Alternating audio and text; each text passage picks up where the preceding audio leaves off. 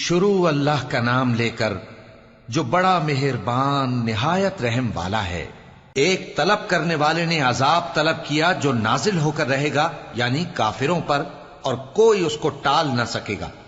جو بلندیوں والے اللہ کی طرف سے نازل ہوگا، جس کی طرف روح القدس اور دوسرے فرشتے چڑھتے ہیں، اس روز نازل ہوگا جس کا طول 50,000 برس ہوگا۔ تو تم کافروں کی باتوں کو حوصلے کے ساتھ برداشت کرتے رہو۔ لوگ اس دن کو دور سمجھتے ہیں، جبکہ ہماری نظر میں وہ قریب ہے۔ جس دن آسمان ایسا ہو جائے گا جیسے پگھلا ہوا تانبا، اور پہاڑ ایسے جیسے رنگین اون، اور کوئی دوست کسی دوست کو نہ پوچھے گا، حالانکہ ایک دوسرے کو سامنے دیکھ رہے ہوں گے۔ اس روز گناہگار چاہے گا کہ کسی طرح اس دن کے عذاب کے بدلے میں سب کچھ دے دے، یعنی اپنے بیٹے اور اپنی بیوی اور اپنے بھائی اور اپنا خاندان جس میں وہ رہتا تھا، اور جتنے آدمی زمین پر ہیں، غرض سب کو دے ڈالے، پھر اپنے آپ کو عذاب سے چھڑا لے۔ لیکن ایسا ہرگز نہیں ہوگا۔ وہ بھڑکتی ہوئی آگ ہے، کھال ادھیڑ کر کلیجہ نکال لینے والی۔ وہ ان لوگوں کو اپنی طرف بلائے گی جنہوں نے دین حق سے اعراض کیا اور منہ پھیر لیا، اور مال جمع کیا، پھر سینت سینت کر رکھا۔ کچھ شک نہیں کہ انسان کم حوصلہ پیدا ہوا ہے۔ جب اسے تکلیف پہنچتی ہے تو گھبرا اٹھتا ہے، اور جب ملتا ہے اس کو مال تو بخیل بن جاتا ہے۔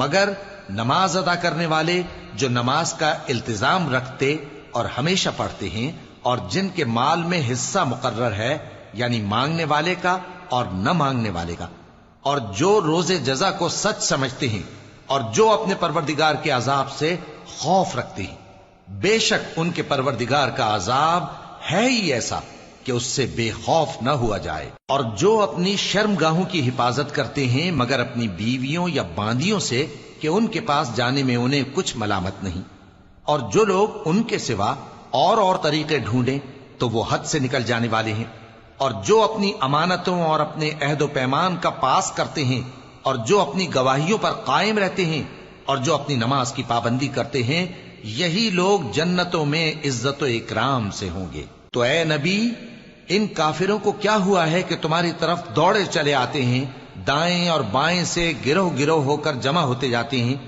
کیا ان میں سے ہر شخص یہ امید رکھتا ہے کہ نعمت کے باغ میں داخل کیا جائے گا؟ ہرگز نہیں۔ ہم نے ان کو اس چیز سے پیدا کیا ہے جسے یہ جانتے ہیں۔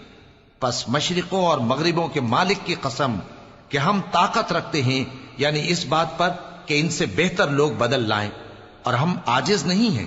تو اے پیغمبر، ان کو باطل میں پڑے رہنے اور کھیل لینے دو، یہاں تک کہ جس دن کا ان سے وعدہ کیا جاتا ہے وہ ان کے سامنے آ موجود ہو۔